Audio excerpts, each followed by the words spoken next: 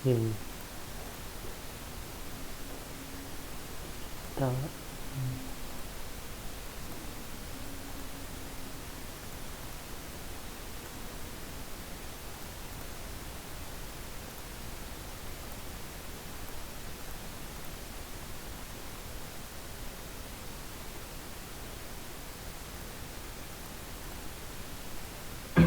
oke. Assalamualaikum warahmatullahi wabarakatuh. Waalaikumsalam warahmatullahi wabarakatuh. Oke, eh,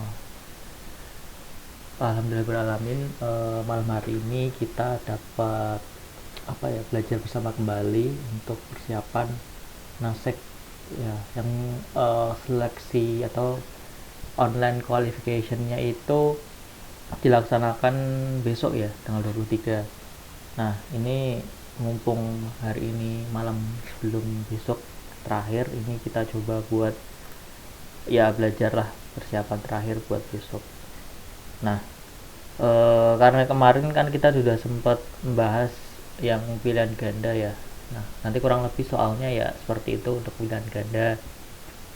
Variasinya ya materinya macam-macam itu aja. Nah, tapi selain di pilihan ganda, kemarin kan di guidance atau panduannya ya, di guidance booknya itu juga ada soal isian sama isai. Nah, kalau soal IC mungkin nanti agak lama pembahasannya ya. Nanti mungkin bisa teman-teman sambil belajar sendiri untuk IC-nya. Yang penting itu apa ya? Kalau misalkan soal IC itu hitungan, itu berarti teman-teman sertakan cara pengerjaannya juga, tekan rumusnya seperti apa, dimasukkan juga. Tapi kalau misalkan soal kayak jelaskan kemudian pendapat, nah silakan itu sesuai dengan pendapat dan argumentasi serta logika teman-teman sendiri, karena memang soalnya soal argumentasi dan itu dinilai dari argumentasi dan menyertakan teorinya juga. Tapi jangan lupa juga kalau soal esai itu, kalau misalkan ada terkait hal-hal data, itu juga disertakan datanya. Nah, kalau misalkan soal isian ya berarti uh, mau nggak mau harus kita masuk terkait dengan materi. Nah, oleh karena itu kan kemarin sempat aku share ya terkait link buat soal latihan isian. Nah, soal ini itu kemarin juga sebenarnya itu dari soal nasib tahun 2 tahun sebelumnya, 2019 sama 2017. Kenapa tidak ada 2018? Karena di tahun 2018 itu tidak ada nasek. Nah, kalau nggak tahu kenapa sebabnya, tetapi di tahun 2018 itu memang nggak ada nasek.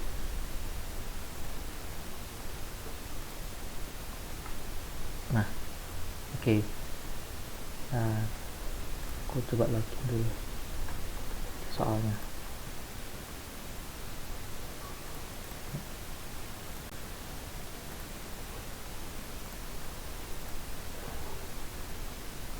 Oke, okay. Udah kelihatan kan ya. Nah, nanti kalian besok itu kalau nggak salah platformnya sesuai dengan di guidance book itu pakai test MOS. Nah, buat teman-teman yang kemarin udah ngerjain test MOS kurang lebih seperti itulah. Kalau soal isiannya ya seperti itu. Nah, kalau soal isian yang tipenya kayak kemarin itu berarti teman-teman harus eh, sebisa mungkin dalam penulisannya itu jangan sampai salah ya. Misalkan Keynes itu jangan sampai Keynes atau apa atau yang lain. Usahakan eh, sama sama jangan lupa kalau soalnya itu perintahnya seperti apa. Misalkan bla bla bla bla sesuai dengan teori. Nah, teman-teman jangan jawab teori lagi, jangan jangan apa namanya nulis teori lagi, tapi lanjutkan aja. Soalnya nanti kalau misalkan nggak plug itu kadang sama sistemnya terdeteksi berbeda, jadi yang harusnya benar itu bisa jadi salah. Kayak mungkin gimana ya, bentar, kita lihat. Nah, ini coba kita bahas ya, ini salah satu aja. Nah, ini oh ya, sama teman-teman, kalau bisa itu jangan sampai satu soal itu terlalu terlalu lama. Nah, soalnya nanti kalau terlalu lama itu nanti bisa ada merah gini. Nah, jadi bisa melebihi limit dari soalnya. Soalnya kalau di tes MOS itu walaupun dikasih limit itu tidak nampak di pesertanya, tapi nanti akan ada indikatornya. Kalau misalkan si peserta itu mengerjakan terlalu lama, berarti diindikasikan ada sesuatu lah gitu, misalkan searching atau gimana, atau tidak fokus pada mengerjakan soalnya. Nah, coba kita nah,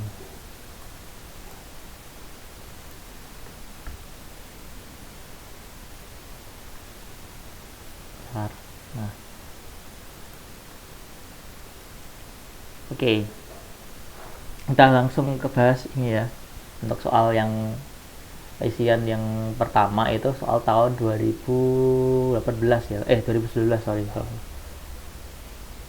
Nah, untuk yang nomor 1 ini tentang ekonomi biasa, ekonomi konvensional. Nah, nomor 1 ini pertanyaan adalah, dengan menurunkan kurva harga konsumsi atau price consumption curve, kita akan mendapatkan kurva. Nah, jawabannya adalah kurva permintaan. Kenapa? Karena kurva price consumption curve itu ada kurva yang menunjukkan korelasi atau hubungan antara harga dengan kuantitas yang dikonsumsi dari dari satu konsumen saja. Nah, kalau kurva permintaan kan dari banyak konsumen ya. Misalkan 1 konsumen, 2 konsumen, 3 konsumen, 4 konsumen, dan sampai seterusnya.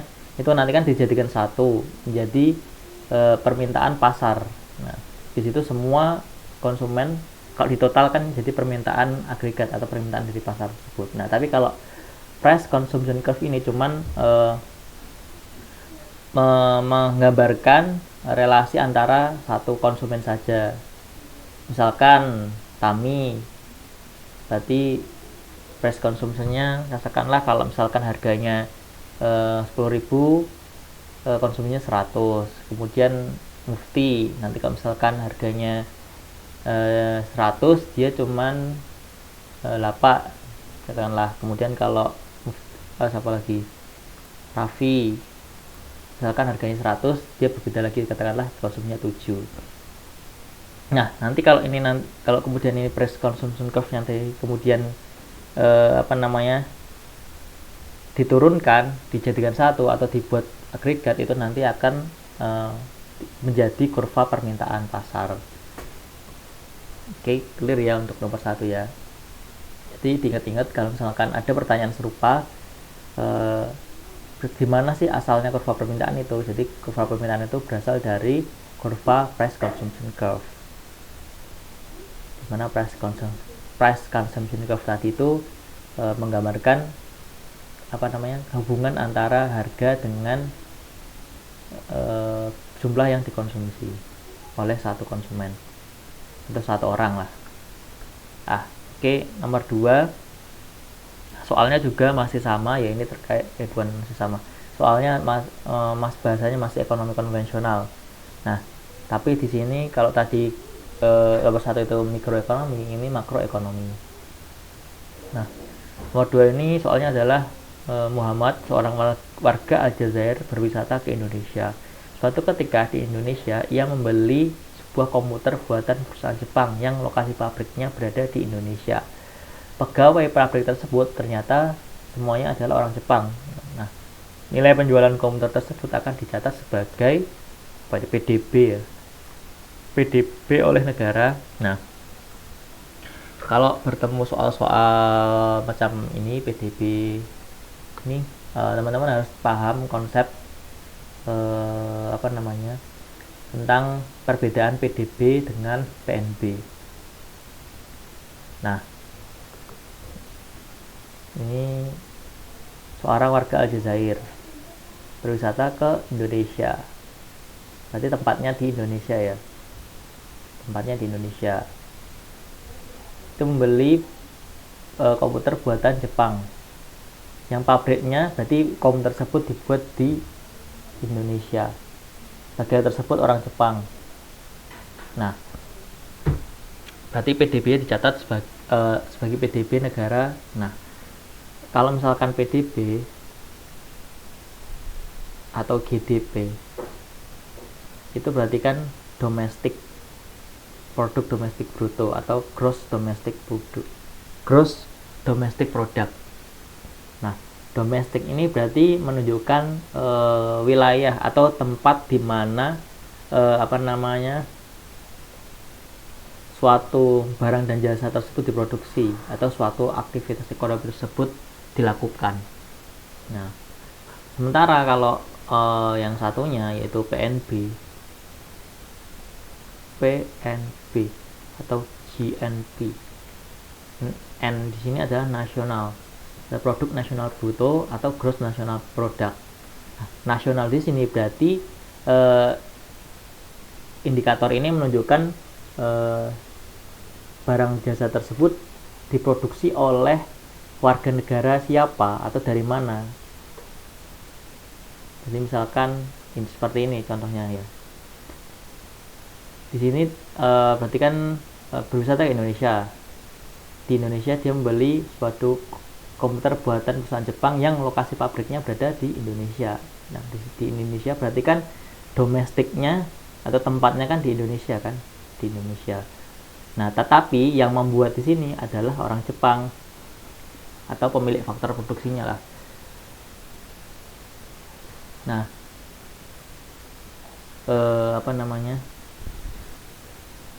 berarti kalau di sini PDB yang di sini diminta soalnya ini PDB, berarti kan kita diminta untuk berarti di mana si barang jasa tersebut diproduksi.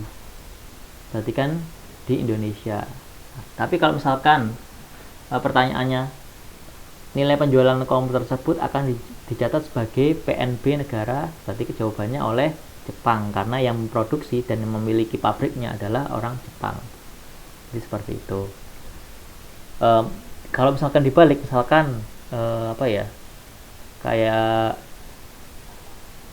misalkan Muhammad ini orang Aljazair yang pergi ke Nigeria. Nah, suatu ke Nigeria dia membeli sebuah Indomie, katakanlah Indomie buatan perusahaan Indonesia ya kan, Indofood. Itu lokasi pabriknya berada di Nigeria. Nah, berarti PDB-nya itu juga dihitung sebagai PDB Nigeria, tetapi PNB-nya dihitung sebagai PNB Indonesia karena pemilik pabrik dari Indomie tersebut adalah orang Indonesia atau warga negara Indonesia. Kurang lebih seperti itu kalau bedanya PNB dengan GDP.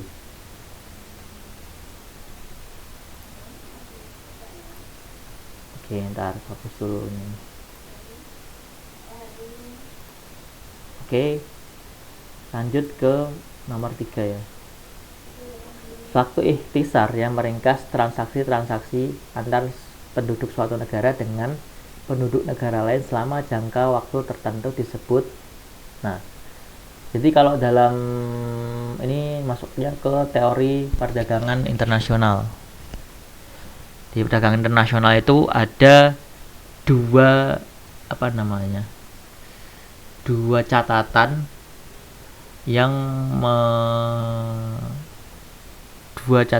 yang dibuat mengukur suatu perdagangan internasional. Yang pertama adalah neraca perdagangan, yang kedua adalah neraca pembayaran. Nah, kalau neraca perdagangan itu adalah suatu neraca yang atau ikhtisar itu meringkas transaksi-transaksi perdagangan.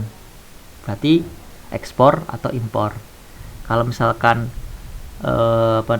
perdagangan dari dalam negeri ke luar negeri berarti ekspor. Kemudian kalau dari luar negeri ke dalam negeri berarti impor. Nah, kalau misalkan hanya perdagangan berarti itu dicatat di neraca perdagangan. Nah, tetapi kalau dalam skopnya atau jangkauannya lebih luas, yaitu semua jenis transaksi tidak hanya perdagangan, itu dicatat dalam neraca pembayaran. Nah, neraca pembayaran ini nanti ada nama dikenal dengan instrumen yang namanya devisa, di mana devisa ini adalah alat atau mata uang atau alat yang digunakan untuk melakukan transaksi internasional. Nah, kalau dulu itu pakainya emas ya, zaman dahulu. Tapi kalau sekarang itu menggunakan mata uang tertentu atau mata uang yang diakui internasional. Contohnya adalah US dollar. Kemudian ada pound sterling, ada euro. Nah, tapi kalau devisa biasanya diukur menggunakan dolar. Nah,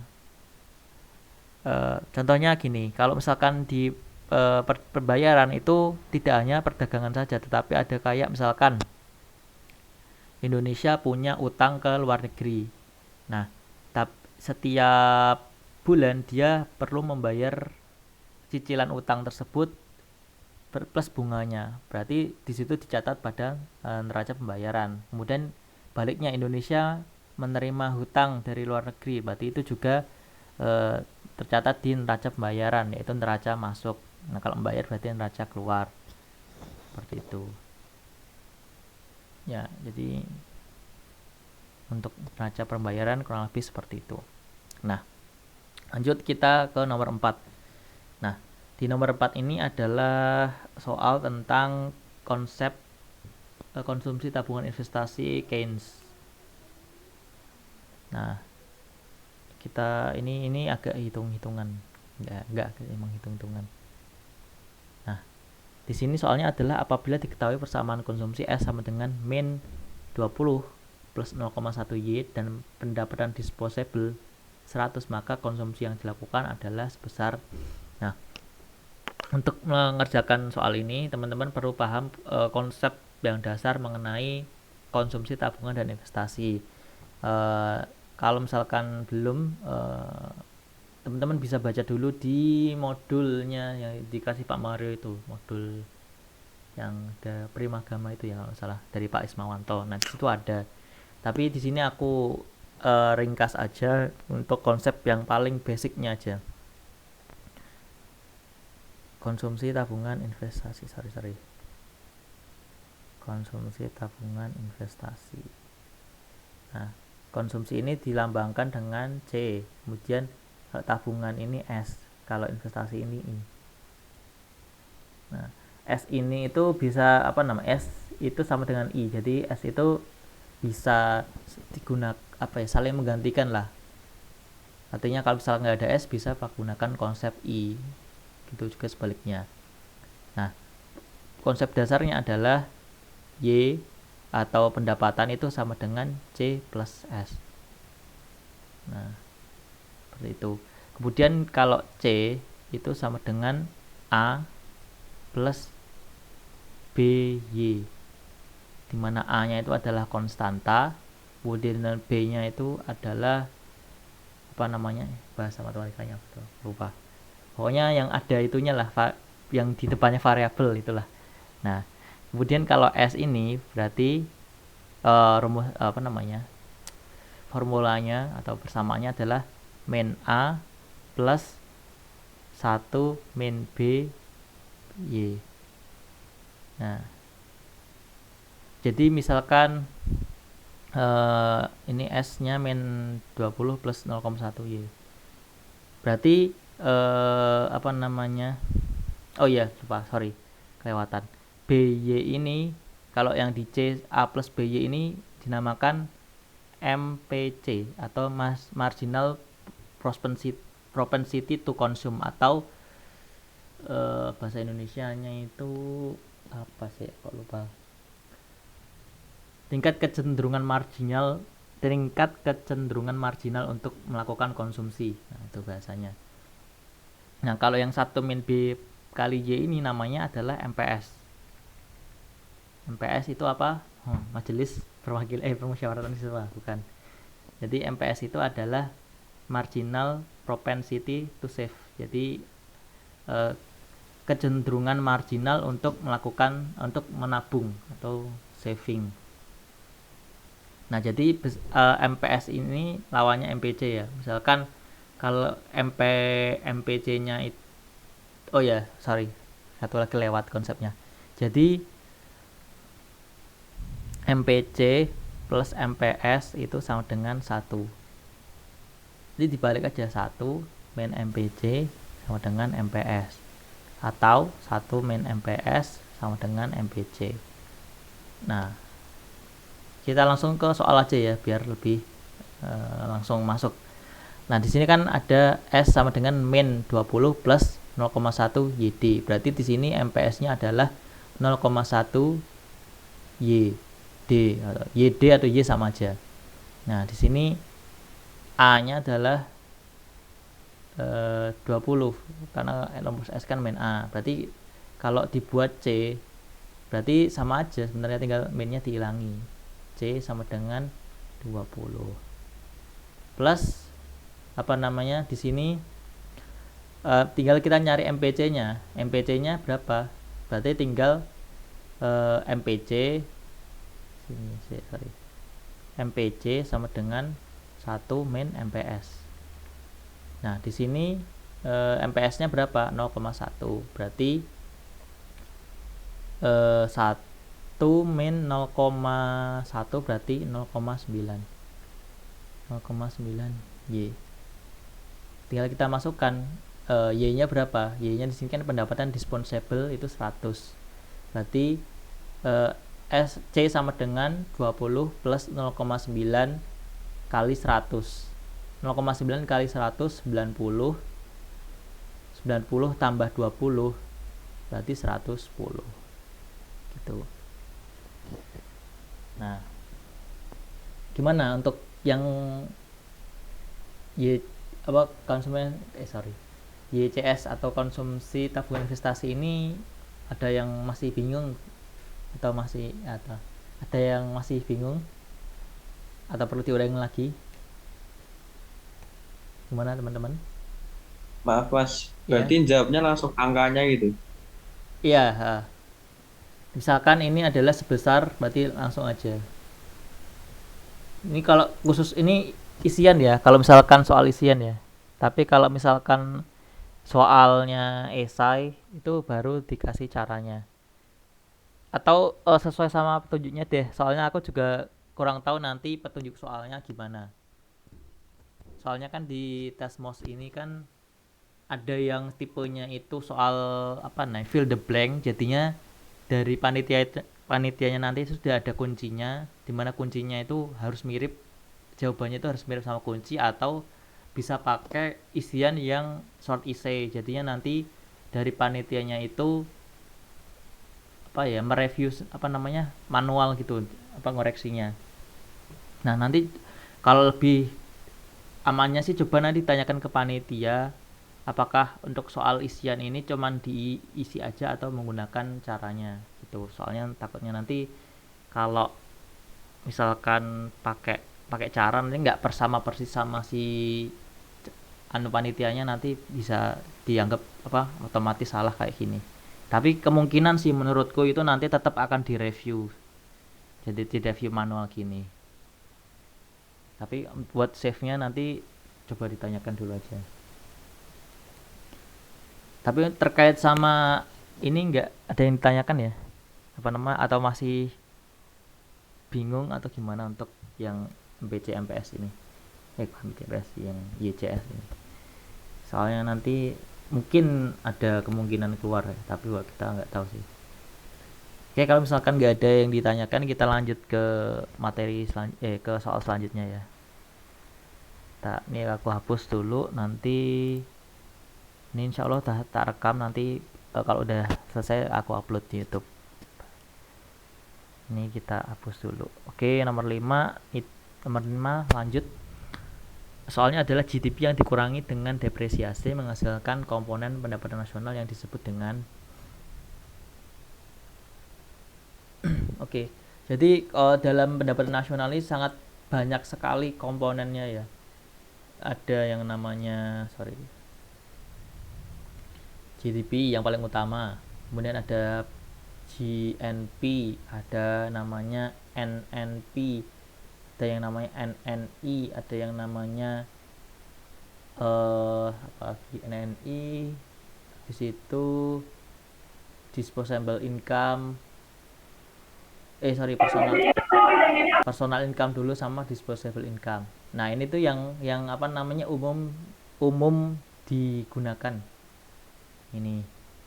Nah, oke, kalau misalkan soal ini ada cara singkatnya atau cara clue-nya sih. Kalau misalkan apa namanya komponen tersebut itu masih masih gross kan artinya bruto atau kotor, itu berarti belum dikurangkan dengan depresiasi. Jadi ingat ya, kata kuncinya kalau gross atau bruto itu berarti belum dikurangkan dengan depresiasi. Nah, kalau misalkan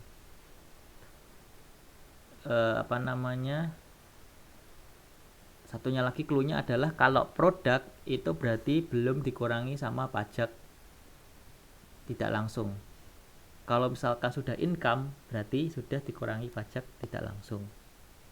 Pajak tidak langsung ini contohnya apa ya, kayak PPN, kemudian PPNBM, yang bisa pokoknya pajak yang bisa dialihkan dari produsen ke konsumen.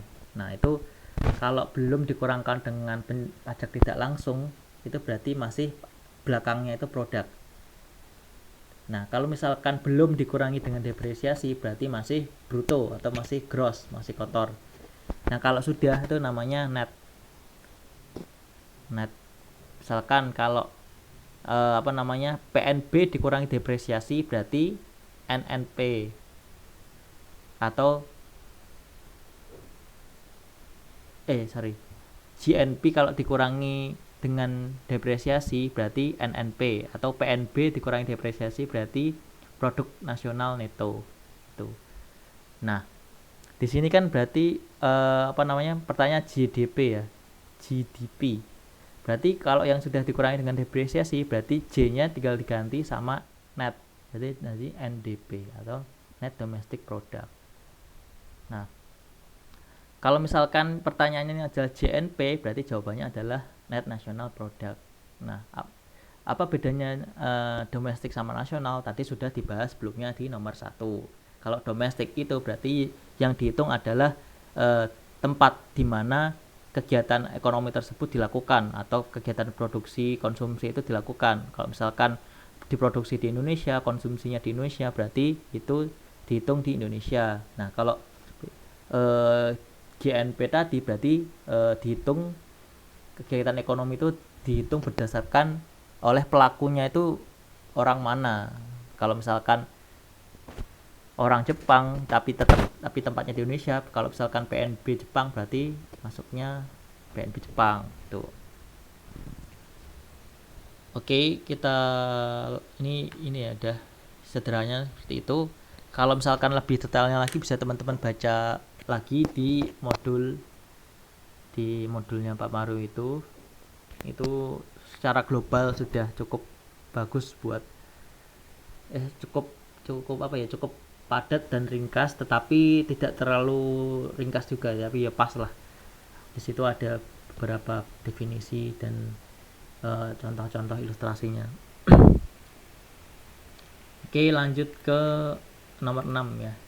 Nah, nomor 6 ini bentar. Oke.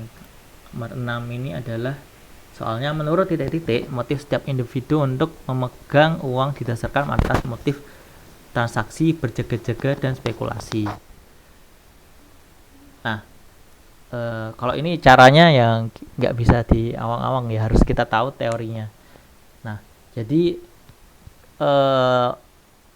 tokoh yang mengungkapkan teori terkait teori apa namanya motif transaksi uang, motif memiliki uang itu adalah J.M. Keynes atau John Maynard Keynes. Nah, di mana Pak Keynes ini mengungkapkan orang itu motif untuk memegang uang itu didasari atas 3. Yang pertama adalah transaksi, berjaga-jaga, dan spekulasi. Atau bahasa Inggrisnya itu biasanya kan kadang ada soal yang diinggriskan ya, siapa tahu nanti keluar. Jadi transaksi itu berarti transactions, berjaga-jaga berarti precautionary, dan spekulasi berarti speculations. 3 itu Keynes. Nah, nanti kalau yang ada terkait lagi dengan uang ini adalah si Irving Fisher. Tapi kalau Irving Fisher ini apa namanya,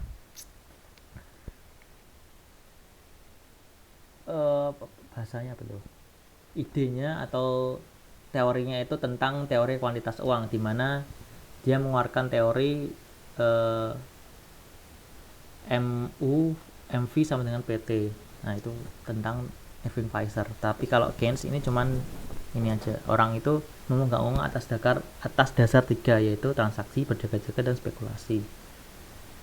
Oke, nomor 7. Pertanyaan adalah suatu sistem politik ekonomi yang sangat mementingkan perdagangan internasional dengan tujuan untuk memperbanyak aset dan modal yang dimiliki oleh suatu negara disebut dengan, nah ini tuh apa namanya, kalau nomor 7 ini kaitannya sama mirip apa namanya, masih nyerempet dengan sejarah ekonomi. Jadi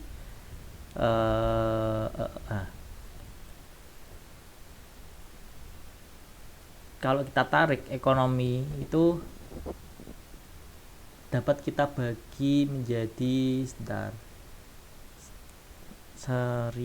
sini nih, ini tuh tahun sebelum zamannya 1400-an lah, 1600-an. Kemudian ini 1700, 1800, kemudian ini tahun 1940-an, kemudian 1970-an, dan seterusnya gini. Nah, sebelum 1600, sistem politik ekonomi yang dominan di semua negara di dunia itu namanya adalah feodalisme.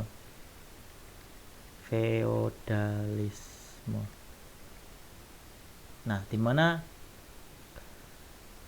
waktu itu apa namanya, masih didominasi dengan sistem pertanian, dimana sistem pertanian tersebut itu tanahnya itu dikuasai oleh monarki sama bangsawan. Jadi kasta tertingginya adalah para raja dan para bangsawannya atau lord, kalau istilahnya dalam orang Eropa dulu itu lordnya. Kalau Indonesia itu ya adipatinya itu. Nah kemudian setelah pada tahun 1500 sampai 1600-an itu mulai bergeser ke namanya merkantilisme, dimana pada waktu itu semua negara itu berlomba-lomba untuk memperbanyak modal atau aset, atau memperbanyak kas dalam bentuk emas itu masuk ke negaranya. Jadi Inggris, Portugis, Spanyol, Belanda, semua itu berlomba-lomba untuk mencari apa namanya, mencari rempah lah istilahnya. Kalau soalnya zaman dulu di tahun 1600-an sampai 1800-an di Eropa itu komoditas atau barang yang paling berharga adalah rempah-rempah. Kenapa rempah-rempah? Karena waktu itu kan belum ada namanya listrik, jadi orang Eropa itu kalau menghangatkan badan di musim dingin itu ya kalau nggak alkohol ya pakai bahan-bahan rempah-rempah itu. Nah kalau alkohol dikonsumsi terus-menerus kan dapat mengakibatkan kesehatannya bisa memburuk ya. Tetapi kalau rempah-rempah kan enggak ya, tapi justru malah menyehatkan. Makanya rempah-rempah di situ pada zaman itu sangat menjadi komoditas yang paling dicari-cari, sehingga banyak sekali negara-negara itu yang berlomba-lomba mencari di mana sih asalnya rempah-rempah dan memonopoli perdagangan rempah-rempah. Sampai ada yang muterin dunia, keliling dunia lewat Amerika untuk cari rempah-rempah, kemudian saling berperang dan satu sama lain. Nah itu era namanya merkantilisme, dimana nanti merkantilisme ini menghasilkan imperialisme dan kolonialisme dan penjajahan terhadap negara-negara dunia ketiga atau negara-negara ya sekarang istilahnya negara-negara berkembang lah, tuh kayak di Afrika, di Asia, di Amerika Latin. Nah itu. Nah kemudian setelah merkantilisme, tepatnya setelah 1800-an, itu ada yang namanya kapitalisme, dimana sistem ekonomi itu sudah berpindah lagi dari merkantil perdagangan rempah-rempah itu menuju ke industrialisasi. Nah di sini mulai kan di situ di zaman itu kalau nggak salah itu karena ada penemuan mesin uap itu ya. Nah mesin uap dari James Watt itu memacu adanya industrialisasi di negara-negara Eropa. Jadi dalam memproduksi barang itu sekarang waktu itu sudah tidak sesulit sebelum ada teknologi mesin uap. Kemudian mesin uap merembet ke mesin listrik dan sebagainya. Di situ mulai berkembang kapitalisme. Nah, kemudian di tahun 1936, nah itu kan habis Perang Dunia Pertama ya. Nah, itu ada yang terjadi yang namanya Great Depression atau depresi besar. Nah, di mana saat itu pengangguran sangat tinggi, permintaan sangat rendah, sehingga banyak terjadi krisis di Amerika dan Eropa. Nah, kemudian muncullah seorang pemikir ekonomi bernama Keynes yang menawarkan solusi untuk keluar dari Great Depression tersebut. Nah, kemudian pemikirannya disebut sebagai Keynesian. Nah, Keynesian kemudian nanti berkembang lagi menjadi Neo-Keynesian. Kemudian nanti dibantah lagi oleh kapitalisme dengan neokapitalisme dan sampai sekarang. Nah, sampai sekarang ini pemikiran ekonomi yang banyak digunakan di negara-negara adalah Neo-Keynesian. Nah, salah satu wujudnya Neo-Keynesian itu ya teori tadi Y sampai dengan C plus S itu adalah pemikirannya dari Keynesian ini. Oke, kita lanjut ke nomor 8. Nah, 8 ini tentang teori pertumbuhan dan pembangunan ekonomi. Teori ekonomi pembangunan yang terdiri dari 3 tahap, yaitu feodalisme, kapitalisme, sosialisme, dan asumsi nilai lebih yang mencakup produktivitas buruh adalah teori pembangunan yang dipopulerkan oleh. Nah, kuncinya adalah di mencakup produktivitas buruh dan sosialisme. Siapa lagi? Jawabannya adalah tentu Karl Marx. Ya, jadi jawabannya Karl Marx. MARX ya, bukan K. Nah, ini kan kurang tepat. Marx dari Karl Marx. Nah, menurut Karl Marx itu pembangunan ekonomi ada 3 tahap, seperti yang ini mirip yang tadi ya, feodalisme, kapitalisme. Tapi kalau menurut Karl Marx itu habis kapitalisme adalah sosialisme, bukan Keynesian tadi. Nah, jadi kalau ada asumsi nilai lebih mencakup produktivitas buruh, itu adalah teori pembangunannya dari Karl Marx. Nah, teori pembangunan nanti ada teori pembangunan klasik, itu dari Adam Smith, kemudian David Ricardo, kemudian ada teori pembangunan dari Robert Malthus, dimana kalau Robert Malthus itu berarti deret yang terkenal itu adalah deret hitung dan deret ukur. Kalau deret hitung itu berarti pertumbuhan sumber daya, tapi kalau deret ukur itu pertumbuhan populasi. Kemudian ada teori pertumbuhan dari Schumpeter, yaitu dimana menurut Schumpeter pertumbuhan ekonomi itu berasal dari inovasi yang dilakukan oleh para entrepreneur atau para wirausaha. Kemudian ada teori Holodomor, teori dan sebagainya, di situ banyak. Untuk lebih detailnya lagi bisa teman-teman pelajari di modul atau dari materi dari Pak Mario. Nah, di situ lengkap. Tuh silakan teman-teman baca. Nah, itu kalau misalkan teori seperti ini kan mau nggak mau teman-teman harus baca sendiri dan teman-teman pahami sendiri. Oke, selanjutnya nomor 9 itu adalah sejumlah dana yang dialokasikan kepada setiap daerah otonom, baik itu provinsi, kabupaten, atau kota di Indonesia setiap tahunnya sebagai dana pembangunan, merupakan pengertian dari Jawabannya adalah dana alokasi umum atau DAU. Nah, jadi DAU, DAK, kemudian ada namanya dana otonomi khusus itu baru ada tahun 99, tepatnya setelah reformasi.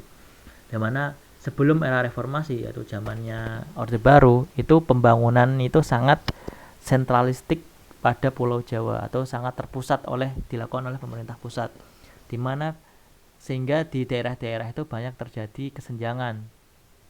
Banyak daerah-daerah yang di daerah itu pembangunannya tidak maju, kemudian jalannya itu masih jalan kerikil, jalan makadam atau jalan batu dan sebagainya. Makanya salah satu tuntutan reformasi itu adalah adanya otonomi daerah, sehingga keuangan negara itu tidak hanya dikelola oleh pemerintah pusat saja, tetapi juga dibagi ke pemerintah daerah. Nah, cara pembagiannya ini ada banyak instrumen atau instrumen ya, seperti dana alokasi umum, dana alokasi khusus, sama dana otonomi khusus. Nah, perimbangan keuangan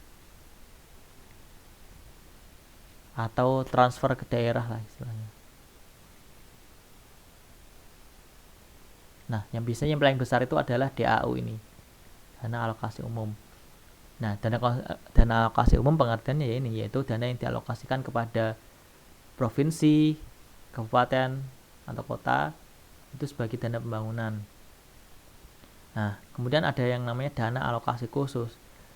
Nah, ini bedanya adalah dana yang dialokasikan dari pemerintah pusat khusus ditujukan untuk kegiatan tertentu. Misalkan ada program-program pemerintah yang ditransfer yang diberikan ke daerah, contohnya adalah misalkan Indonesia Pintar. Nah, itu kan kalau misalkan kita lihat di level pengelolaan sekolah SMA itu kan dilakukan oleh pemerintah provinsi kan, makanya itu ditransfer ke pemerintah provinsi. Kalau misalkan SD SMP berarti ke pemerintah kabupaten atau kota. Nah, jadi kalau DAK ini adalah digunakan untuk tujuan khusus. Misalkan kalau pembangunan infrastruktur misalkan kalau di Papua itu mau mengadakan PON, berarti menggunakan DAK khusus untuk penyelenggaraan PON, seperti itu. Kemudian ada lagi namanya dana otsus atau otonomi khusus.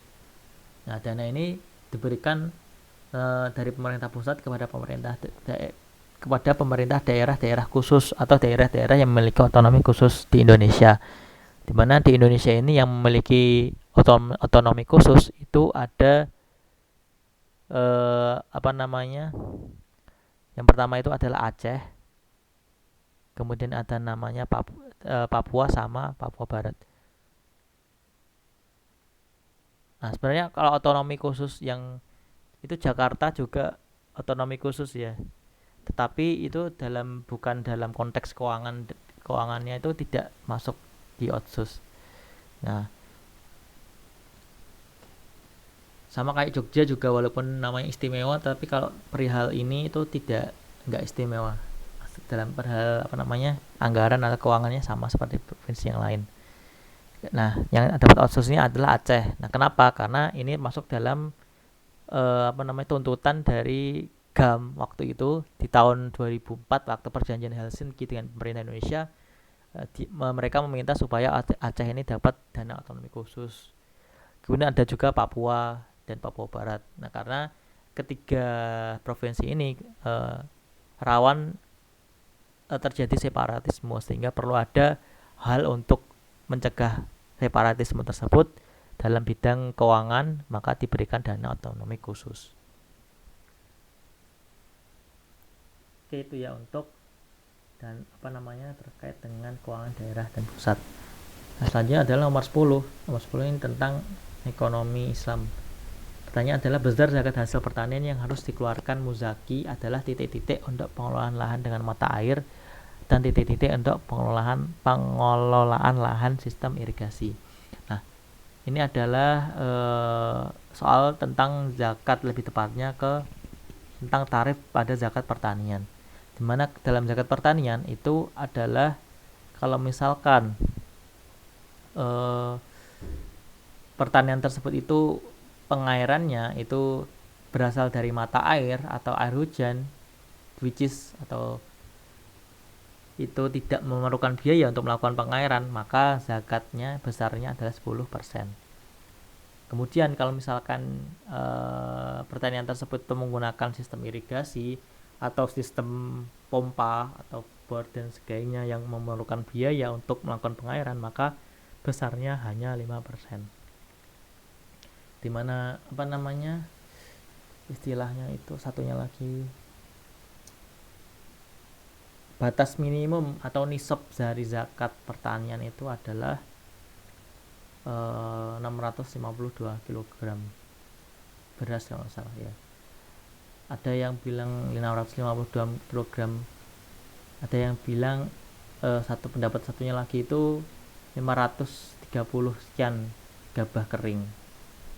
Nah itu tinggal dilihat di soalnya apakah gabah kering atau beras. Oke, selanjutnya nomor 11. Salah satu asnaf mustahik zakat ya, yaitu orang yang melintas dari satu daerah ke daerah lain untuk melakukan perjalanan yang positif. Maksudnya adalah perjalanan dengan niat yang baik. Kemudian kehabisan bekalnya bukan untuk melakukan perbuatan maksiat, tapi demi kemaslahatan umum yang manfaatnya akan kembali kepada masyarakat atau agama Islam. Hal ini disebut dengan asnaf ini disebut dengan jawabannya adalah Ibnu Sabil, dimana asnaf atau golongan yang berhak menerima zakat atau mustahik. Dan jadi namanya ada, kalau golongan yang berhak menerima zakat itu kan mustahik. Nah, mustahik tersebut itu disebut sebagai asnaf atau 8, yang jenisnya ada 8. Dimana ada fakir, miskin, kemudian ada amil, ghorim, kemudian ada ghorim, mu'alaf, kemudian ada 1, 2, 3, 4, 5, ada yang namanya fi sabilillah, rikob dan Ibnu Sabil. 1, 2, 3, 4, 5, 6, 7, 8. Mas. Fakir miskin udah pada tahu ya, fakir miskin. Amil berarti itu orang yang memungut zakat dan mengelola zakat dan menyalurkannya. Ghorim adalah orang yang berhutang dengan tujuan yang baik atau kemaslahatan umum tetapi tidak dapat melunasi hutangnya. Kemudian ada mu'alaf, orang yang baru masuk Islam atau orang yang diharapkan keislamannya, atau orang yang orang kafir yang berpengaruh atau memiliki kedudukan tinggi, di mana orang tersebut dapat melindungi orang Islam, itu juga bisa dialokasikan sebagai mu'alaf. Kemudian fisabilillah, orang yang berjihad atau berjuang dalam jalan Islam. Kalau konteksnya dulu itu dalam peperangan, tapi konteks sekarang itu bisa macam-macam. Kemudian juga rikob itu berarti orang hamba sahaya yang ingin membebaskan dirinya, memerdekakan dirinya. Kemudian Ibnu Sabil ini adalah orang ini, yaitu orang yang kehabisan bekal dalam perjalanan.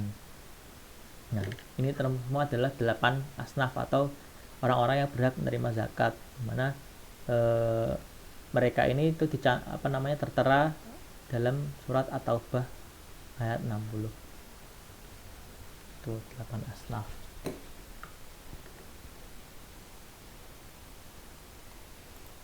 Oke, selanjutnya nomor 12. Mukadimah adalah satu buah pemikiran ekonomi Islam yang ditulis oleh, jadi jawabannya adalah Ibnu Khaldun ya. Kalau mukadimah itu penulisnya adalah Ibnu Khaldun. Jadi sebenarnya di mukadimah ini sebenarnya tidak hanya membahas tentang ekonomi saja, ada juga tentang sosiologi, tentang geografi. Nah, tetapi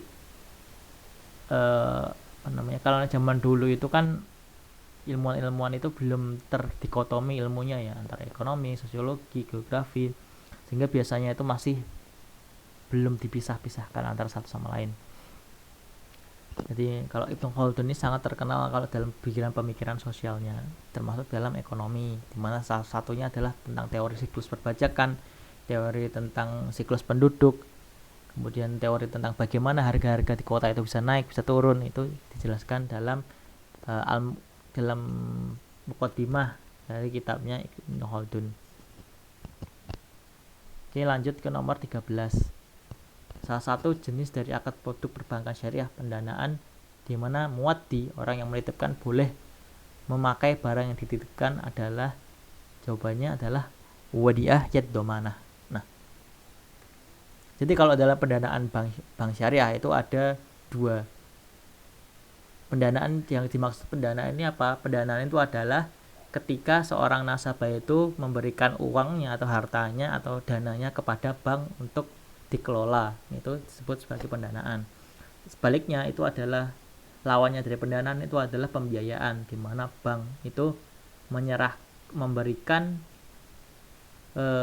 uang atau memberikan, kalau dalam bahasanya konvensional adalah pinjaman, kalau dalam bahasa syariah itu adalah pembiayaan kepada nasabah untuk kebutuhannya, misalkan untuk usaha, untuk konsumsi kayak membeli mobil, untuk sekolah dan sebagainya, itu disebut dengan pembiayaan. Nah, kalau dalam pendanaan ini ada, secara umum ini ada dua, ini adalah mudharabah dan wadiah. Nah, mudharabah ini ada yang namanya mudharabah mutlaqah dan mudharabah muqayyadah. Nah, kalau mudharabah mutlaqah di sini adalah bank itu diberi kebebasan oleh nasabah untuk mengelola dananya tersebut, mau diberikan ke pembiayaan sektor konsumsi, produksi, mau sektor korporasi, UMKM dan sebagainya, itu bebas, tidak ada ketentuan atau batasan untuk menyalurkannya. Sementara untuk muqayyadah ini tuh bank itu diberikan batasan. Misalkan jarang sih muqayyadah sih. Kalau dalam prakteknya itu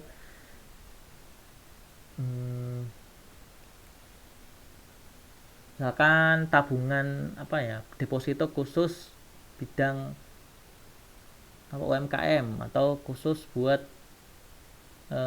industri gitu. Nah, itu maksudnya muqayyadah. Tapi praktiknya lebih sering ke mutlaqah ini. Kemudian wadiah. Nah, wadiah ini terdiri dari dua, yaitu wadiah yad domanah dan wadiah yad amanah. Nah, kalau wadiah yad domanah ini itu orang yang atau pihak yang mendapat titipan atau yang dititipkan, atau bank kan berarti kan mendapatkan titipan dari nasabah. Misalkan Raffi mau nabung di bank, berarti Raffi itu menitipkan dananya atau uangnya ke bank. Nah, bank nanti kalau dalam wadiah yad domanah itu boleh menggunakan dana yang dia dapat tadi buat disalurkan lagi ke nasabah yang lain menggunakan atau melalui pembiayaan. Nah, disebut dengan yad domanah. Nah, kalau dalam yad domanah ini itu biasanya tidak ada bagi hasil. Nah, kalau di mudharabah ini nanti akan mendapatkan bagi hasil sesuai dengan nisbahnya. Biasanya itu kalau di bank syariah sekarang itu 95/5. Bank syariah dapat 95%, bank nasabahnya dapat 5%. Nah, tapi kalau dalam wadiah ini si nasabah tidak mendapatkan bagi hasil. Tetapi bank syariah itu boleh atau bisa memberikan bonus kepada nasabah dari hasil dana yang digunakan untuk pembiayaan tadi, tetapi tidak boleh diperjanjikan di awal. Misalkan Raffi ingin buka rekening wadiah di bank syariah, si banknya tadi tidak boleh menjanjikan nanti saya kasih bonus sekian. Nah, tetapi bolehnya adalah ketika misalkan dalam 1 tahun itu bank mendapatkan keuntungan sekian, itu boleh diberikan bonus ke nasabah wadiah, tetapi tidak boleh diperjanjikan sebelumnya. Tapi dalam prakteknya itu sangat jarang bonus untuk wadiah, kecuali untuk nasabah-nasabah dengan saldo yang besar, biasanya diberikannya kepada mereka. Kalau yang saldonya kecil-kecil biasanya nggak dikasih bonus. Yang satunya lagi adalah wadiah yad amanah. Yad amanah berarti si muaddi atau orang yang mendapatkan titipan itu tidak boleh memakai barang atau tidak boleh memakai harta yang dititipkan kepadanya. Nah, contohnya adalah kalau dalam ini itu jarang ya, kalau dalam pendanaan bank syariah ini jarang, hampir tidak pernah dipakai konsepnya ini, teorinya ini. Tapi biasanya kalau dalam bank itu menggunakan apa ya, itu loh yang safe deposit box atau brankas. Nah biasanya kalau di bank-bank itu mereka menyediakan layanan sewa safe deposit box atau brankas ukuran macam-macam ukurannya. Ada yang ukuran 30 kali 20 cm, ada yang ukuran besar. Nah itu nanti nasabah bisa menitipkan barang-barang berharganya seperti emas atau misalkan sertifikat tanah, akte kelahiran, kartu keluarga, ijazah, kemudian apalagi BPKB dan sebagainya di safe deposit box tersebut. Nah, sehingga nanti bank akan mendapatkan pembayaran sewa dari situ, tapi nanti bank harus menjaga supaya barang yang ada di safe deposit box itu harus utuh, tidak boleh sampai hilang, tidak boleh sampai rusak. Nah biasanya juga di safe deposit tersebut itu sudah diasuransikan oleh si banknya. Jadi kalau misalkan ada sesuatu nanti otomatis akan bisa tercover. Oke, jadi jawabannya adalah wadiah yad domanah ya. Jadi kalau misalkan wadiah saja ini kurang tepat karena ada wadiah yad amanah, ada wadiah yad domanah. Kalau di sini boleh memakai barang titipan berarti wadiah yad domanah. Oke, selanjutnya adalah nomor 14, kitab Adab Ad-Dunya Ad-Din Al-Hawi dan Al-Ahkam Al-Sultaniyah. Itu merupakan karangan dari Imam Al-Mawardi. Nah, jadi di sini pertanyaan macam ini biasanya sering keluar ya, baik itu di pilihan ganda, isian, atau nanti kalau di babak-babak selanjutnya di nasek itu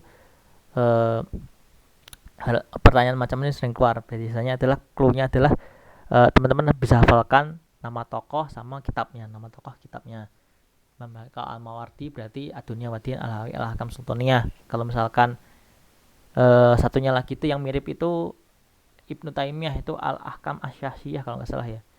Kemudian ada juga Al-Ghazali, itu berarti kitabnya Ihya Ulumuddin. Kemudian Ibnu Khaldun berarti Muqaddimah. Kemudian apalagi Fiqih Al-Akbar itu Abu Hanifah. Kemudian ada Abu Yusuf itu Al-Kharaj. Kemudian Abu Ubaid itu Al-Amwal.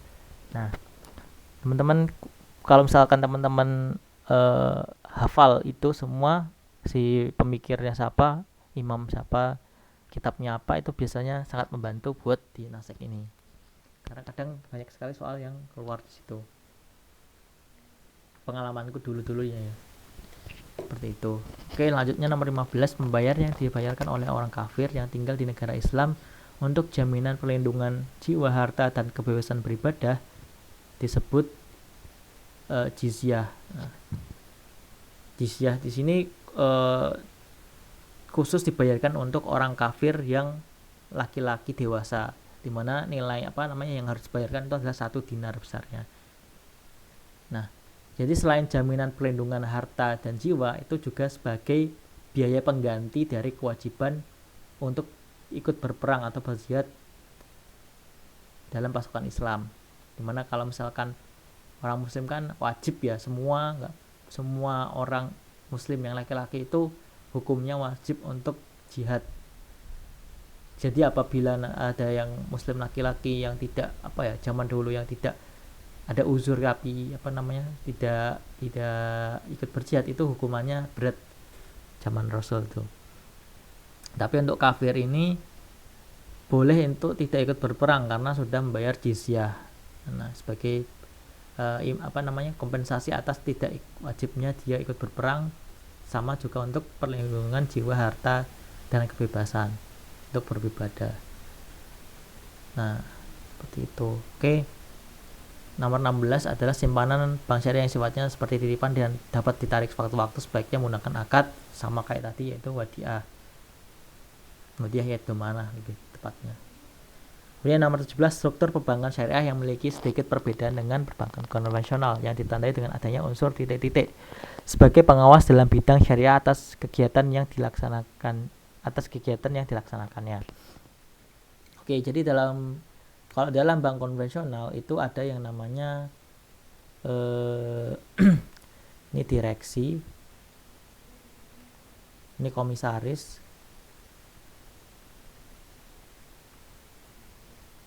ini OJK. Jadi kalau dalam bank konvensional itu strukturnya adalah direksi. Yang pertama yaitu direksi adalah orang yang memimpin atau menjalankan dari bank tersebut.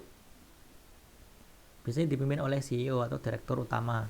Nah, orang yang mengawasi kinerja dari direksi tersebut itu adalah komisaris. Nah, di komisaris itu biasanya ada banyak. Ada komisaris utama, biasanya dipimpin oleh komisaris utama. Kemudian ada komisaris independen. Ada komisaris 1, komisaris 2, 3 sebagainya. Nah, biasanya komisaris ini itu dipilih oleh pemegang saham pada saat rapat umum pemegang saham.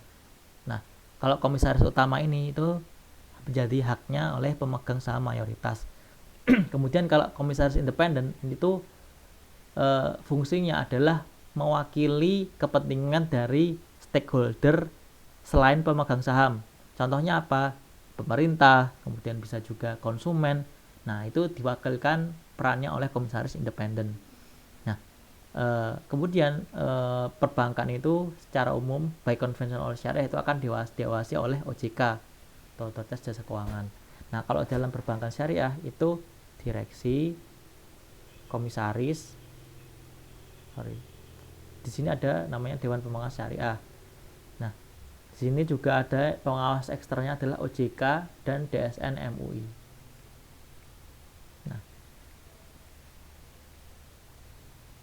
Nah, di sini yang berbeda adalah adanya DPS. Nah, Dewan Pengawas Syariah ini fungsinya adalah mereka mengawasi kegiatan bank syariah tersebut sesuai nggak sih kegiatan mereka itu dengan prinsip-prinsip syariah.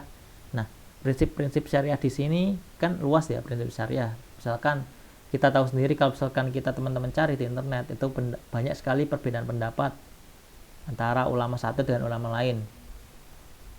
Terlebih dalam hal muamalah, misalkan dalam hal keuangan itu sangat banyak sekali. Menurut ustadz ini boleh, ustadz ini nggak boleh, ustadz ini seperti ini. Nah, kalau di Indonesia prinsip syariah itu sudah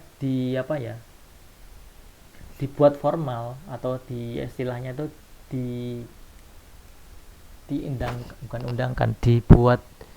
ditentukan bahwa prinsip syariah yang digunakan di Indonesia itu berdasarkan pada Fatwa Dewan Syariah Nasional MUI. Nah, jadi di sini perannya DPS itu tinggal menjalankan fatwa. Kemudian juga kalau misalkan ada permasalahan di dalam perbankan tersebut yang belum ada fatwanya itu bisa memintakan fatwa ke DSN MUI.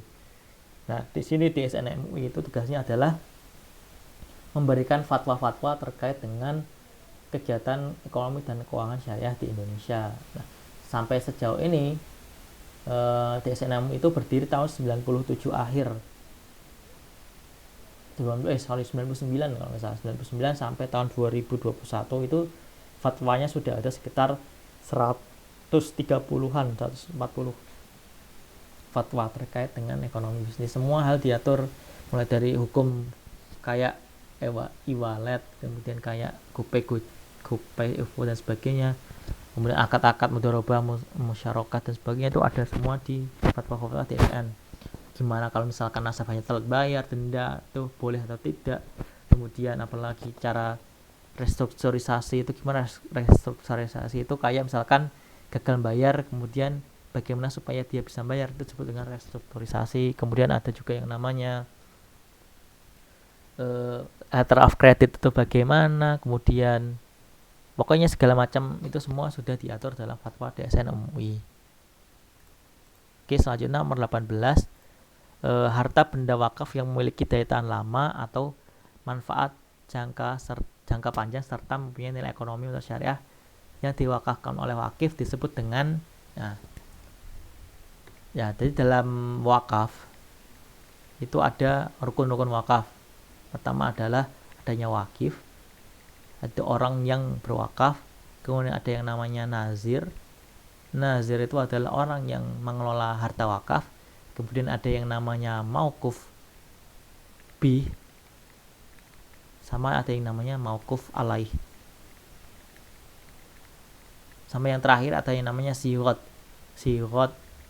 atau ijab qabul, atau namanya ikrar wakaf.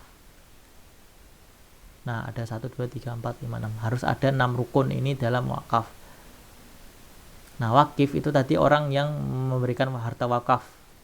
Kemudian nazir itu adalah orang yang mengelola harta wakaf. Nah, wakif ini contohnya adalah orang tua kalian. Nah, orang tua kalian kalau ketika masuk di SMA itu kan ada membayar wakaf pendidikan.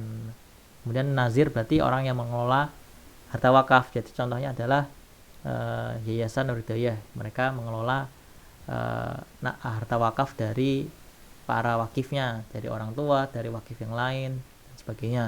Kemudian mauquf bih itu adalah harta benda yang diwakafkan, yang syaratnya adalah memiliki daya tahan lama atau manfaat yang jangka panjang. Contohnya adalah tanah, gedung, kendaraan, kemudian adalah dan harta-harta yang tahan lama seperti yang lain. Jadi nggak mungkin harta wakaf itu kayak makanan, kemudian apalagi kertas dan sebagainya, itu nggak mungkin karena tidak tahan lama. Nah, kemudian uang gimana? Kalau uang itu bisa digunakan sebagai harta wakaf dengan catatan uang tersebut itu harus dikembangkan dulu atau diinvestasikan dulu, seperti melalui sukuk, melalui deposito syariah atau saham syariah. Kemudian hasil dari investasi tersebut baru kemudian dimanfaatkan untuk mauquf alaih. Nah, mauquf alaih itu adalah orang yang menerima manfaat dari wakaf. Contohnya siapa? Contohnya adalah jamaah Masjid Samsul Arifin Masjid. Kemudian murid-murid SMA IT, ustadz-ustadz SMA IT. Nah, itu adalah mauquf alaih. Dan penduduk sekitar SMA IT itu juga mauquf alaih. Kemudian sigot itu adalah ikrar wakaf tadi, ijab qabul. Intinya adalah wakif itu memberikan harta wakafnya kepada si nazir tersebut. Saya wakafkan harta saya sekian kepada si nazir, bla bla bla. Kemudian si nazirnya jadi saya menerima harta wakaf dari fulan bin fulan, bla bla bla. Nah, kurang lebih seperti itu. Oke, nomor 19. Ilmu ekonomi tidak pernah bisa sejalan dengan Islam. Tidak akan pernah disatukan karena keduanya memiliki filosofi yang kontradiktif. Kontradiktif itu artinya bertolak belakang satu dengan yang lain. Sehingga istilah ekonomi Islam itu harus dihentikan dan diganti dengan istilah iktisad, di mana arti dari iktisad itu berasal dari kata qasd dalam bahasa Arab yang artinya equilibrium atau keadaan seimbang. Nah, dalam ekonomi pernyataan itu dikemukakan oleh mazhab, ya jawabannya adalah Bakir As-Sadr atau iktisaduna. Jadi kalau dalam ekonomi Islam itu ada 3 aliran atau 3 mazhab. Yang pertama adalah mazhab mainstream atau mazhab arus utama, di mana mazhab ini tuh menganggap bahwa ekonomi biasa atau ekonomi konvensional itu bisa sejalan dengan Islam. Itu intinya.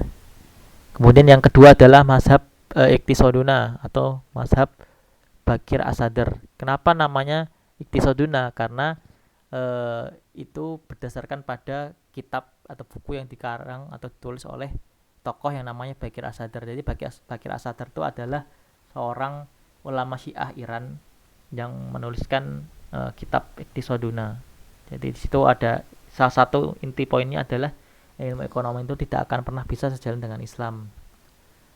Kemudian yang terakhir itu ada yang namanya mazhab namanya alternatif atau mazhab kritis. Alternatif kritis. Dimana mazhab ini itu mengkritik tidak sependapat dengan dua mazhab yang sebelumnya atau mengkritik kedua mazhab sebelumnya. Kalau mazhab mainstream itu dianggap terlalu copy paste atau nggak ada beda apa namanya, tidak memiliki apa ya, ya cuman copy paste aja antara ilmu ekonomi, kemudian ditambahi dengan zakat, ditambahi dengan wakaf dan sebagainya, kemudian tidak dihilangkan apa namanya riba, bunga dan sebagainya. Jadi kalau kemudian kalau kritik mereka terhadap mazhab Iqtisoduna apa itu tuh, Iqtisoduna itu terlalu apa ya, terlalu ribet lah, masa sudah kan ilmu ekonomi itu sudah ada berapa 200, hampir 300 tahun, 200 lebihan tahun. Masa kita harus membuat teori-teori baru lagi dengan menggali-gali dari zaman Rasul yang sangat membutuhkan waktu yang sangat lama. Itu macam alternatif kritis. Nah, biasanya yang pengalamanku yang sering keluar itu kadang itu di soal-soal itu dihadapkan pada tokoh-tokoh, siapakah tokoh dari mainstream, siapakah tokoh dari mazhab Bakir atau mazhab Iqtisoduna, siapakah tokoh-tokoh dari mazhab alternatif kritis. Nah, itu teman-teman juga perlu untuk ditekankan di situ. Mazhab mainstream berarti tokohnya itu kayak Najatullah Siddiqi, Umar Cepra, Muhammad Abdul Manan. Kalau misalkan mazhab Iqtisodun berarti Bakir As-Sadr, kemudian ada yang namanya Hidayanti Jomo, kemudian ada yang namanya Muhammad Arif, kemudian ada yang namanya siapa lagi tuh. Kemudian yang alternatif kritis itu tokohnya adalah Timur Quran yang paling terkenal. Kemudian ada satu lagi siapa, nah teman-teman bisa baca lagi di materi yang sudah aku share sebelumnya. Nah itu disitu sudah lengkap di situ. Oke, nomor 20 ini pertanyaan adalah jika harga suatu barang inferior mengalami kenaikan, maka permintaannya akan mengalami ya sama, yaitu penurunan karena hukum permintaan ya. Jika harga naik maka permintaannya akan turun. Tapi kalau di sini barang inferior ini contoh misalkan soalnya adalah jika kalau barang inferior kan barang yang jika pendapatannya itu naik, itu permintaannya akan turun. Nah, kalau barang normal kan jika pendapatannya itu naik, kan permintaan barang tersebut akan naik ya. Tapi kalau barang inferior, itu kalau pendapatan konsumen tersebut akan naik, maka justru konsumsi barang inferior akan turun. Karena barang inferior adalah barang-barang yang kualitasnya tidak baik atau tidak bagus. Contohnya adalah kayak ya barang-barang bekas atau mungkin barang-barang yang sejenis lah yang kualitasnya tidak terlalu baik, sehingga kalau misalkan si pendapatan konsumen itu sudah naik atau sudah sejahtera, maka justru barang-barang yang kualitasnya jelek tersebut akan konsumsinya akan berkurang karena sudah mampu untuk membeli barang-barang normal atau barang-barang yang kualitasnya lebih bagus. Jadi mungkin itu untuk soal yang pertama ini, karena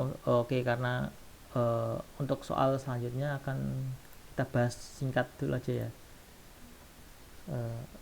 Takutnya nanti nggak terlalu malam, besok malah nggak bisa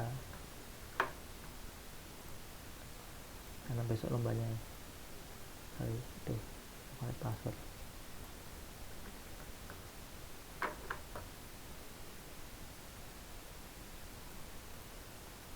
Oke.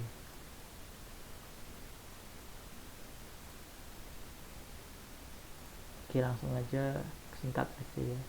Kalau udah jam 9 maupun setengah 10. Oke, nomor pertama, Abdul Aziz, seorang warga Yordania itu berwisata Indonesia. Suatu di Indonesia yang beli sebuah komputer perusahaan Jepang yang lokasi pabriknya berada di Indonesia. Nah, ini soalnya hampir sama kayak tadi, tapi di sini pertanyaannya adalah dicatat sebagai PNB negara. Nah, kalau tadi kan PDB ya, berarti di sini PNB. Kalau PDB berarti Indonesia. Tetapi kalau PNB karena di sini dibuat oleh orang Jepang dan pabriknya atau faktor produksinya tersebut dimiliki oleh orang Jepang, maka PNB-nya dicatat oleh negara Jepang.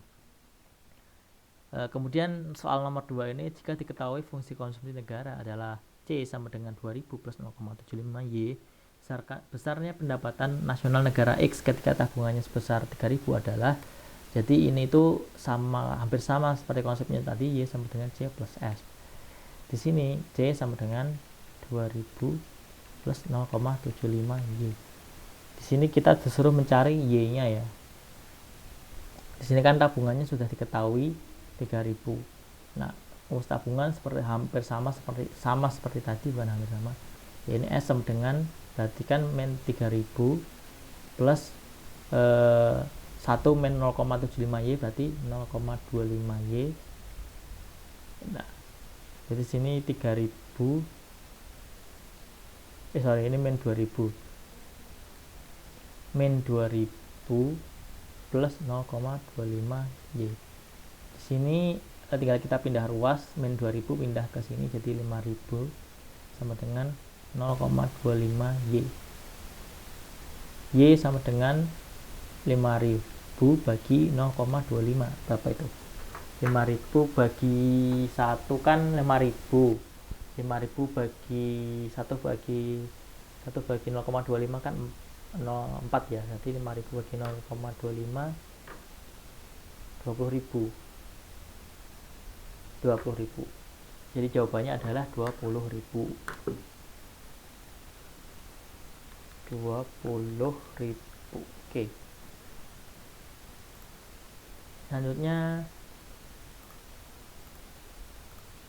logam emas bukanlah alat tukar yang beredar, namun otoritas moneter menjadikan logam emas sebagai parameter dalam menentukan nilai tukar yang beredar. Bahkan evolusi perkembangan emas yang disebut sebagai, jawabannya adalah gold bullion standard. Jadi zaman dulu sebelum adanya uang, kita kan melakukan barter. Kemudian setelah barter karena mengalami kesulitan, kemudian diganti dengan mata uang kayak menggunakan kerang dan sebagainya. Setelah itu kemudian tahun sekitar berapa ratus sebelum Masehi itu digunakan koin emas sebagai mata uang. Koin emas kemudian bertahan sampai sekitar tahun 1900-an atau 1800-an awal, itu menjadi uang kertas. Nah, tapi uang kertas pada awal-awal zaman dulu itu menggunakan dalam mencetak mata uang uang kertas tersebut itu harus menggunakan rasio. Misalkan kalau cetak uang segini berarti kita harus punya cadangan emas sekian. Nah, cara alat tukar atau mata uang dengan demikian itu disebut dengan gold bullion standard. Jadi uang yang digunakan itu bukan emas, tetapi uang kertas tersebut itu dicetak atau diedarkan berdasarkan pada cadangan emas tertentu yang dimiliki oleh bank sentral atau otoritas moneternya atau pihak yang mengeluarkan uang tersebut. Oke, selanjutnya adalah nomor 4 tentang biaya produksi. Nah, Buane berwira swasta bidang pembuatan kue lapis. Untuk menghasilkan 10 cetak kue diperlukan biaya tetap 500.000 ya. FC sama dengan 500.000. Kemudian biaya variabelnya adalah 30.000 per cetak, 30.000 ki. Di sini akan dijual 100.000 harganya. Maka Bu Wahyu akan memperoleh raba atau rugi sebesar titik-titik. Jadi kita cari dulu jawabannya. Laba itu adalah TR min TC. TR itu adalah total revenue. Caranya adalah rumus P kali Q. TR di sini berarti berapa nih? P-nya 100.000. Q-nya berapa nih? 10 kali 10 berarti 1 juta. Ya, kemudian TC-nya adalah variable fixed cost plus variable cost. Fixed cost berarti biaya tetap, variable cost biaya variabel. Fixed cost-nya berarti berapa nih? 500.000.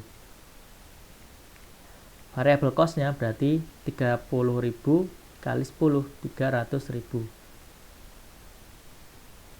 300.000 langsung aja ya. Berarti sama dengan 800.000. Berarti berarti laba atau rugi, berarti 1 juta Pi sama dengan 1 juta TR min TC sama dengan 1 juta dikurangi 800.000, berarti laba 200.000. Jawabannya adalah laba 200.000. Oke, lanjut ke nomor 5. Ketahui persamaan konsumsi C sama dengan 20 plus 0,6 YD. Pendapatan disposable sama dengan 100, maka tabungan sebesar. Jadi caranya sama seperti mirip soal yang tadi. Di sini suruh mencari tabungan. Tabungan rumusnya adalah S sama dengan min A plus 0 plus 1 min B. Sorry.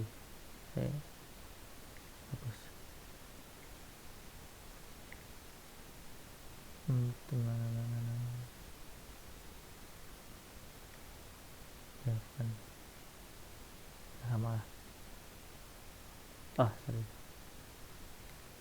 SA plus 1 min B Y. Di sini A-nya 20 ya, jadi kalau kita di S sama dengan di sini min 20 plus 1 min B, berarti 1 dikurangi di sini MPC-nya kan 0,6, sudah kita tahu tadi di sini. 1 min 0,6 berarti 0,4 Y.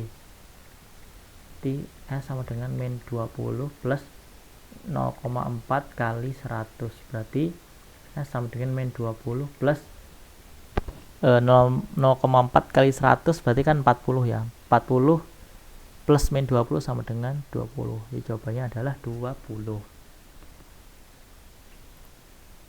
Oke, nomor 6.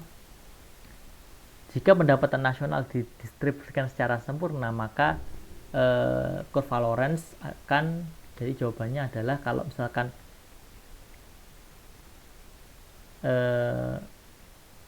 didistribusikan secara sempurna atau merata, berarti jawabannya adalah berhimpit dengan kurva diagonal.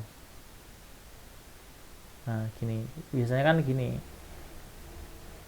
Nah, kalau semakin ke sini, berarti menandakan bahwa pendapatan nasional itu didistribusikan secara sempurna. Oke, lanjut ke nomor 7. Fiqih Al-Akbar adalah kitab karya, ini langsung saja, Abu Hanifah. Jadi Abu Hanifah itu nanti ada gurunya namanya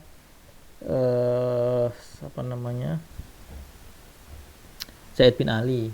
Kemudian punya murid, Abu Hanifah itu punya murid namanya Abu Ubaid sama Abu Yusuf. Itu murid dari dari Abu Hanifah. Nomor 8. Harta yang dimiliki oleh perusahaan yang manfaatnya lebih dari 1 tahun atau 1 periode akuntansi disebut sebagai aset tetap. Jadi aset tetap itu kayak misalkan peralatan itu apa? Contohnya komputer, printer, scanner, lagi mesin dan sebagainya, itu peralatan. Kemudian mobil, kendaraan kan lebih dari 1 tahun kan ya. Kemudian ada juga gedung, kemudian ada yang namanya apalagi itu, tanah,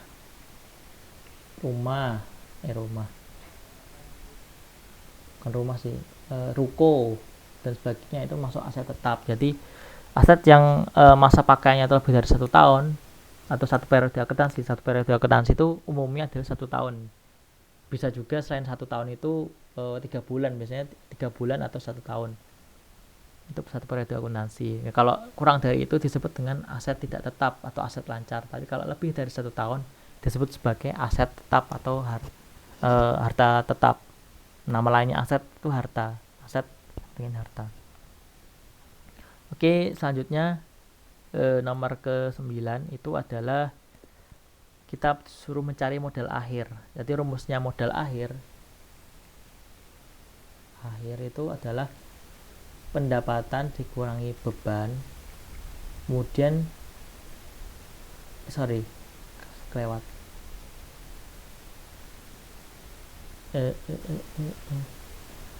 modal awal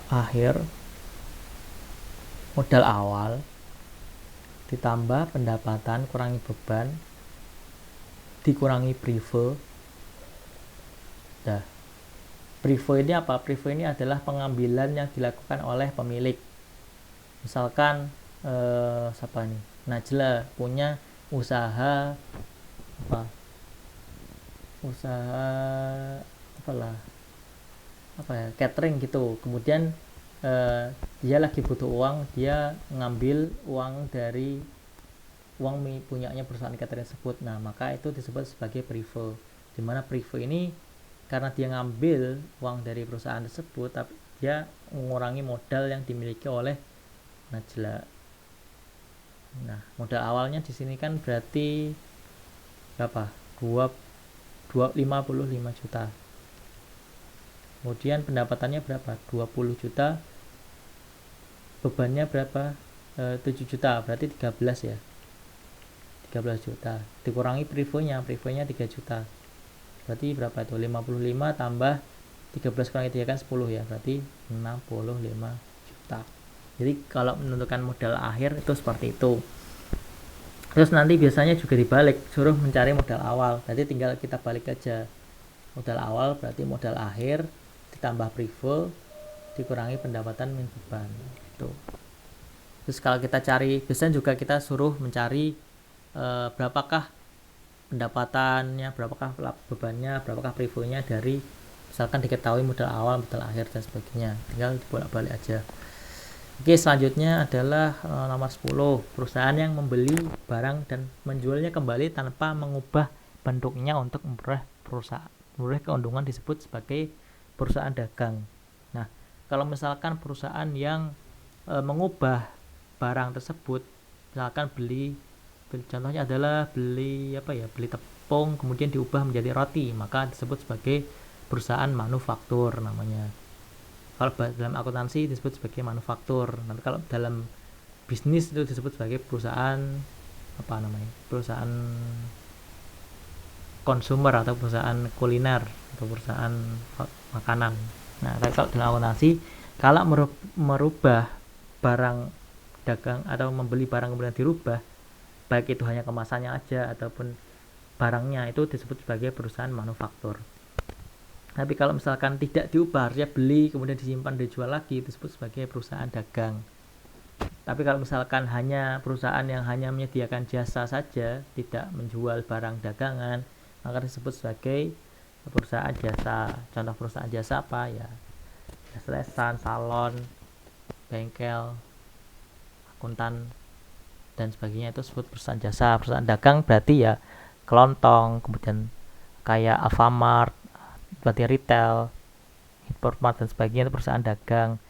Perusahaan manufaktur ya banyak perusahaan manufaktur kayak Indomie, Indofood, Mayora, Unilever, itu disebut sebagai perusahaan manufaktur.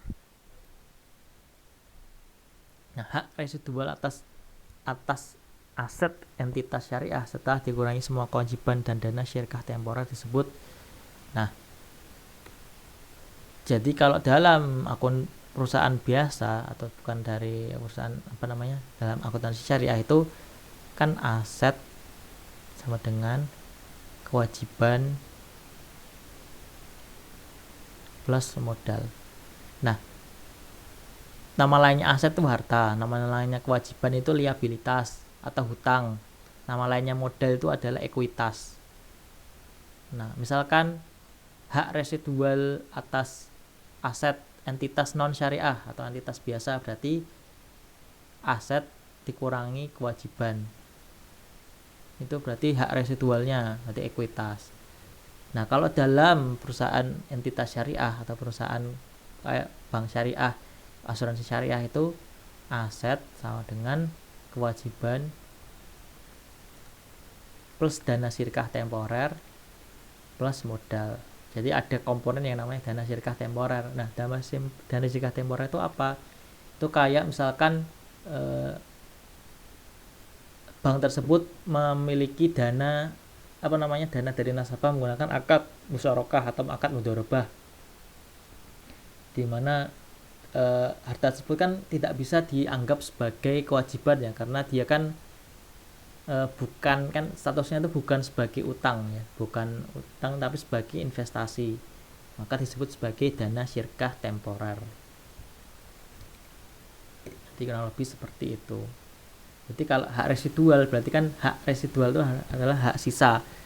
Berarti aset dikurangi dengan atau harta dikurangi dengan kewajibannya, sisanya disebut sebagai modal atau ekuitas.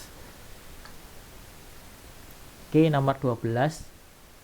Al aslu fi al muamalah al ibha illa iza mazola adalil ala khilafi adalah salah satu prinsip dalam fikih muamalah yang artinya adalah al asl berarti kan asal atau hukum asal fi al muamalah berarti dalam muamalah itu adalah al ibha. Al ibha artinya adalah boleh atau mubah, illa iza hingga atau kecuali madola ad-dalil ada suatu dalil ala khilafi yang melarangnya atau yang mengharamkannya, atau biasanya juga ada yang disebut dengan ala illa iza madola ad-dalil ala apa ya namanya tahrimiha atau tahrimihi, atau kecuali ada dalil yang mengharamkannya. Jadi kalau beda dengan ibadah ya, kalau hukumnya asal ibadah itu semua ibadah itu pada dasarnya adalah haram kecuali ada dalil yang memerintahkannya. Jadi sholat itu pada dasarnya itu haram tapi wajib karena ada perintah dalam Al-Quran untuk mendirikan sholat. Terus kemudian puasa itu pada dasarnya itu haram tetapi ada dalilnya kayak surat Al-Baqarah ayat 180 berapa tuh dalil bab 183 ya. Ya. Jadi kalau misalkan dalam muamalah itu dicari mana dalilnya, berarti ya salah, tapi kurang tepat karena muamalah itu justru kalau orang yang menuduh haram itu baru harus yang mencari dalilnya bahwa muamalah tersebut itu haram, beda sama ibadah. Jadi kalau muamalah ya nggak ada bid'ah karena muamalah kan boleh kecuali yang dilarang. Kalau ibadah itu dilarang kecuali yang diperintahkan, seperti itu.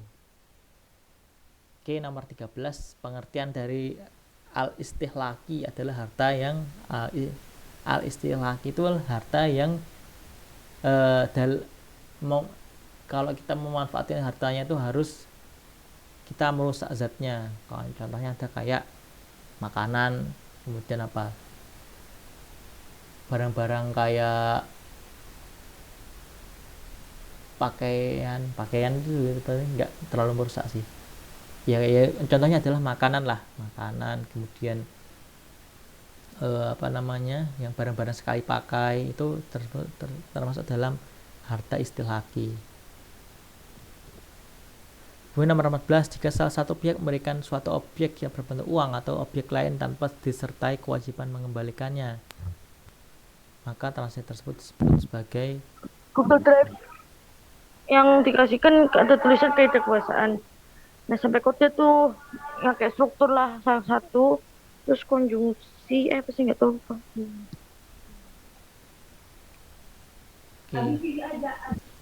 Nomor ini jawabannya adalah kalau misalkan tanpa disertai kewajiban mengembalikannya itu bisa hibah, bisa juga tabaruk. Itu juga kalau misalkan dalam bentuknya itu kalau meminjamkan itu uang itu namanya adalah akadnya qard. Tapi kalau misalkan meminjamkannya itu barang itu namanya aku mah lupa. Barang itu jualah kayak masalah. Nah itu jadi akad tabaruk dimana dalam tabaruk itu menghibah. Oke, nomor 15, seorang suami meninggal dengan meninggalkan harta total senilai 600 juta dan mewasiatkan motor tua senilai 50 juta untuk anak laki-lakinya. Beberapa orang yang tinggal di rumah itu adalah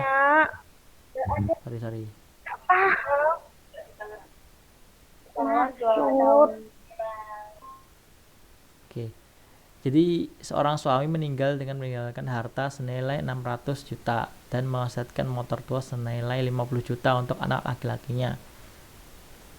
Sementara si ahli warisnya itu ada istri, ibu, anak laki-laki 1 dan 2 anak perempuan dan satu orang saudara laki-laki. Maka harta yang diterima oleh anak laki-laki tersebut adalah kalau ini cepet aja ya, teman-teman bisa cari di ini, ada website khusus yang bisa buat menghitung wakaf waris ini. Ini kalau aku jelasin satu-satu kayak agak lama nih. Nah, teman-teman buka di ini waris.or.id, pilih hitung. Nah, nanti tinggal masukkan kasusnya gimana.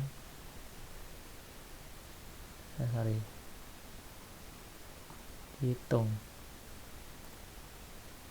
Nah, ini misalkan hartanya berarti berapa tadi, 600 juta. Tuh. 1 2 3 4 5 6 7 8. Oke, di sini kan 600 juta, motor tua 50 juta.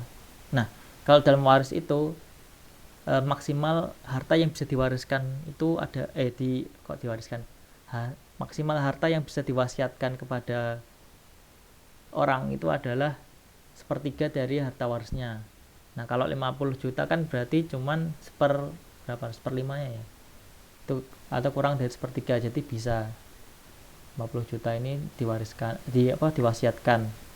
Berarti yang dihitung hanya 600 juta saja. 600 juta berarti yang meninggal kan suami laki-laki, hutangnya nggak punya. Wasiatnya tadi 50 juta ya, 1 2 3 berarti gini, 650 juta. 1 2 3 4 5 6 7. Wasiatnya 50 juta. 1 2 3 4 5 6 7. Harta yang siap dibagi itu 600 juta. Nah, di sini ayah ibunya nggak ada, adanya istri satu,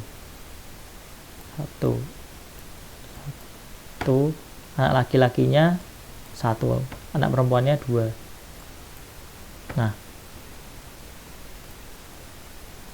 Nah di sini